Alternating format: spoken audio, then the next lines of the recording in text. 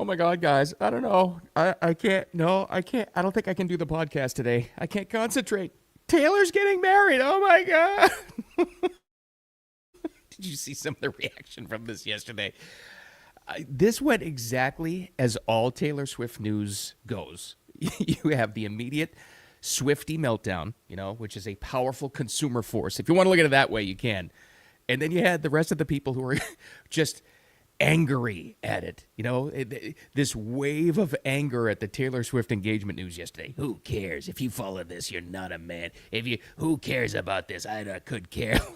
Look, I'm not good at making predictions, but I'm really good at reading social trends because they're easier, current social trends and things going on.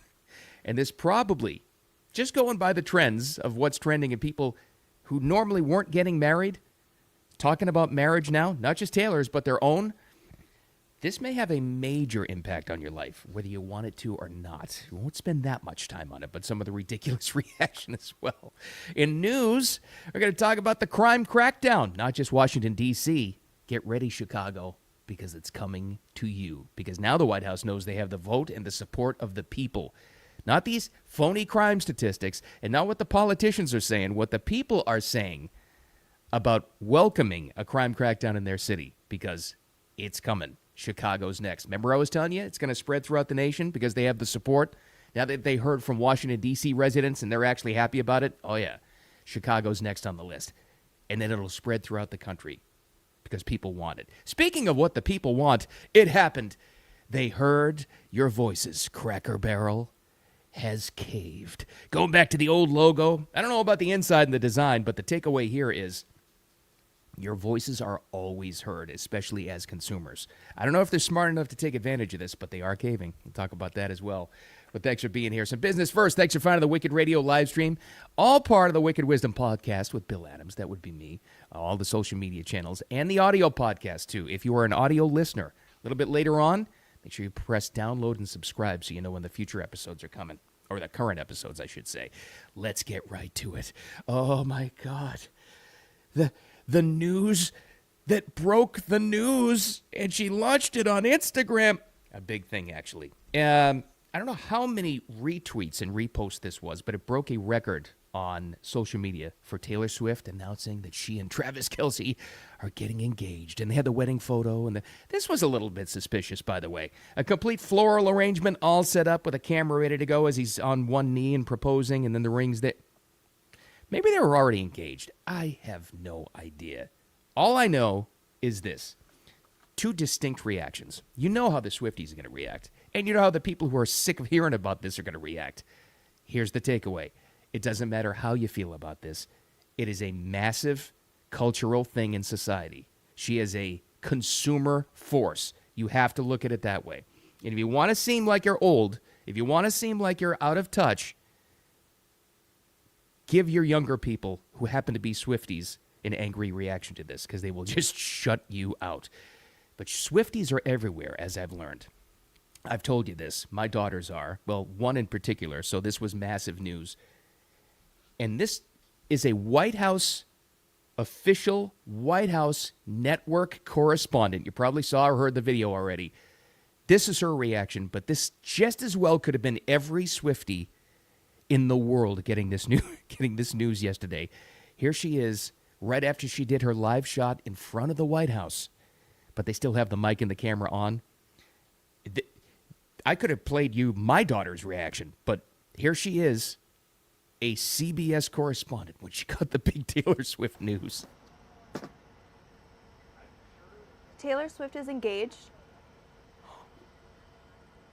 Taylor Swift is engaged. Taylor Swift is engaged. Come back to me. She just posted it. Oh my God. Oh my God. Oh, it's huge. The ring is ginormous. This is so exciting. She went from being a semi-serious White House professional network correspondent to a Swiftie in the matter of seconds. All it took was one Instagram notification. And there she is. And then she's freaking out. And then, she goes from... and the president in front of the White House, and now back to you in the studio. And she's sitting around getting alert on the phone to go, oh, my God. That's it. And then insisting, come back to me. I need to break the news. She goes on to say, I feel like Paul Revere right now.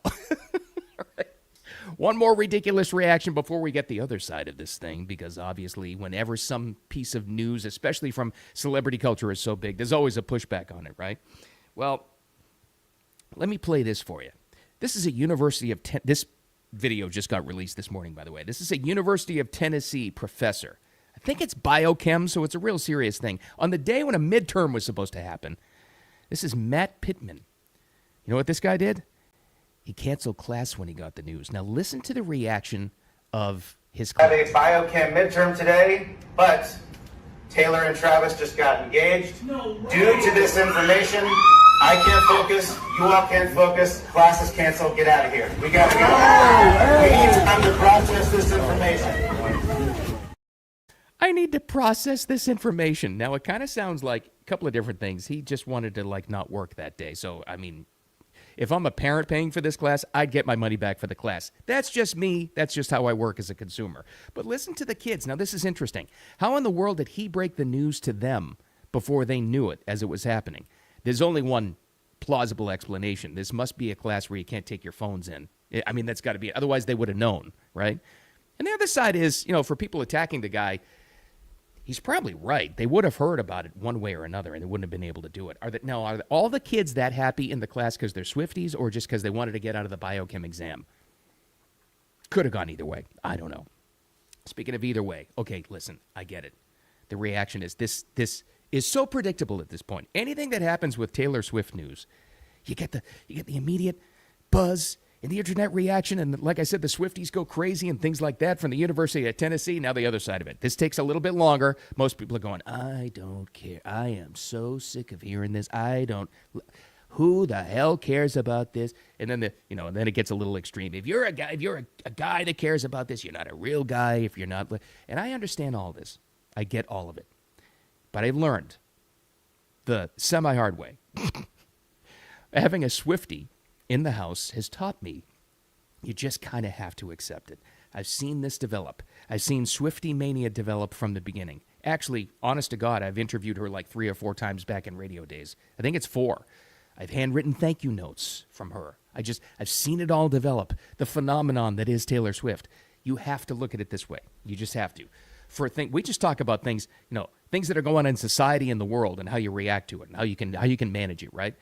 She's an undeniable force for this entire generation. If you have any interest whatsoever, and you may not, in connecting with younger people, you don't have to be a Swiftie and be a fan, but you kind of have to acknowledge how big she is as an entertainment force, as a consumer force, right? As a producer of content, because she just is. It's just a fact. It just is a thing, and it's always going to be there, okay? And think about the age demographic of most of these people we call Swifties. They're in their teens and 20s and now early 30s. They're going to be around. If you hate all this news, that you're going to hate this. You've got 50 years to go of this. This is their entertainment force. This is their guiding light of not only social media, not only in influence and entertainment. This is their guiding light of inspiration, of the Swifties specifically, for decades to come, because all of them are young, including her. So I'm just saying. But if you're looking for a positive, if you just hate this stuff, if you just hate the Swiftie news, but you're concerned about the way the country's going, I do have good news for you. Let me reframe this for you, and you look at it this way. So it is a fact, talk about social trends, it's just a fact that marriage rates among this age demographic are just plummeting. They just are. It's just a factual thing. Young people, by and large, in that age group just aren't getting married. They're just not. And I think we can all agree, this is just factual, that for a stronger society, having pretty strong marriage rates and having that as a thing in stable families, that's better overall for all of us, right? It's already happened. This should be your takeaway for all of us to look at this. Trust me on this. You've never heard, especially young girls in 20s and 30s, talk about marriage because of this Taylor Swift news so much as they have yesterday and going forward. I'm not going to make a full prediction. I'm just pointing out how the trends are going.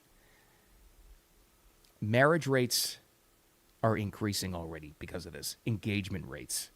Well, I guess I am making a prediction. You're going to see marriage rates increase because of this. I can see it already. It's more of a trend because they're talking about it already. The discussion of marriage and traditional engagement, the way she did it, are increasing. So if you hate all of the Taylor stuff, maybe that's your one guiding moment. Maybe that's your one light through the clouds on this. Yeah, you're going to be dealing with it for decades, but this may have an actual net positive result. I think. Who the heck knows? Like I said, I shouldn't be making predictions. All right, let's get out of that fluff and let's talk about some news. Remember I was telling you last week? Might have been the week before. This crime crackdown in Washington, D.C. isn't what you're being told. It's not the media reports, and they played with all the crime statistics in Washington, D.C., and the news came out yesterday from Stephen Miller of the White House advisor. You know what they're doing with the crime statistics in D.C.? They were calling murders accidents. That's why these so-called crime stats were going down. No, they weren't. And you know who told you that? Not me, the Washington, D.C. residents. For about 8-9 days now, you've seen video after video of Washington, D.C. residents thankful that there's a crime crackdown. There's still, since this started, not one homicide in the streets of D.C. Now you're starting to see Washington, D.C. residents come out saying, I can walk again. I can walk at night. I can walk home from work. I can get to my car and not have to, keep checking behind my back. That's starting to happen. That was the true story. Not these politicians playing with the crime rates, not the talking heads on TV, not a biased and disgusting news media who just hate everything Trump does just because politically they hate him. So this was obvious that they have the support of the people. And the White House, this administration more than any other, really tunes into that. They'll send out little test balloons and little ideas of things that they want to do. And if they get positive feedback, if they get the voice of the people, then they'll start to act on it. We all knew it was obvious as hell to see that this crime crackdown was going to go to a different city. But the question was, what's next? Chicago is next. I'll tell you about their mayor here in just a second, but let's start to hear from some of their residents now that they've seen what's going on in Washington, D.C., and they want it coming to their city. Let's go to this guy first. Our children can't walk around the community without fear of being hurt or kidnapped or having a drive-by. So it's what these numbers that they're expressing, we don't feel it in our quality of life. We don't feel those numbers. He knows. He knows it's a bunch of crap. Or let's go to this lady. And this was important because it's on CNN, and CNN hates doing this. I'm amazed they even do live on the street interviews anymore, because when they actually talk to people, it completely upends any narrative they're trying to push. Here's another Chicago resident talking about, well, would you welcome this? And do you believe the crime statistics? Because crime has gone down. My first reaction was that this is a good thing. I think that the governor as well as the mayor should be on board with it, just so we can get a bit more of security in Chicago the way that we need. The crime has. Yeah. So some CNN producer is hearing that lady talk about it, going, cut the feed. No, that doesn't support the narrative we're trying to push. Get ready, Chicago, because it's coming. Now, here's the problem. This is what's really scary. So they didn't really have a choice in Washington, D.C., because the administration is right there and the feds are right there. It was a lot easier to, kind of enact the crime crackdown. Chicago's going to be a little bit different because you have a lunatic, idiot mayor who is completely in favor and has no problem at all in telling the residents there to whip them all up into a frenzy and to push back and to get them into trouble. He'll be fine. He doesn't care about that. But he's pushing a narrative, so he'll put his residents in trouble. This is Brandon Johnson, the mayor of Chicago. Now, I kind of sandbagged this. I held on to this for a few days. This is actually from this past weekend in a report. Listen to this idiot, because he knows much better than anybody else that the crime crackdown, the federal crackdown, is coming to his city because he's so incompetent. Listen to his words and how dangerous this is. And so, look, we're going to remain firm. We'll take legal action. But the people in this city are accustomed to rising up against tyranny.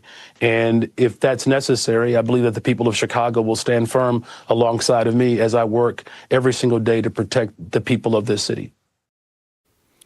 Residents of Chicago will stand up, stand firm, push back, resist, all the buzzwords, right? All the things that'll get residents in trouble if they happen to listen to him.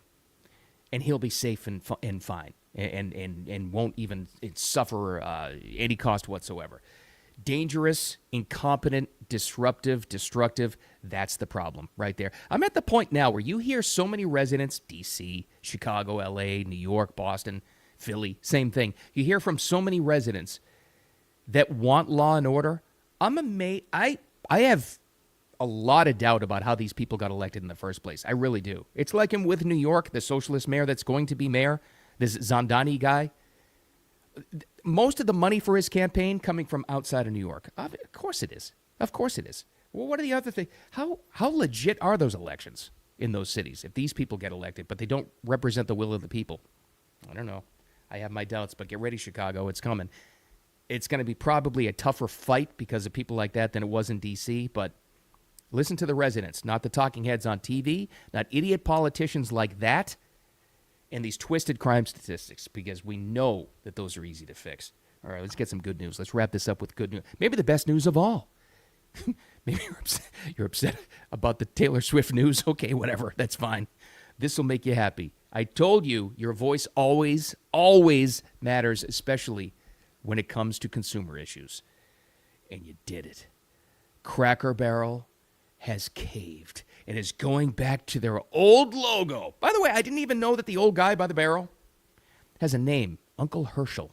Had no idea. But anyway, an official statement. Now, yesterday about this time, they made a statement where they said, we heard you and we made a mistake. Well, that was the first part. And that probably would have been good enough for a lot of people. But then you have this. Ready? A full-on reversal from Cracker Barrel. Here's the statement. I won't read the whole thing. You don't have time for that. We thank our guests for sharing your voices. There's their voices thing again.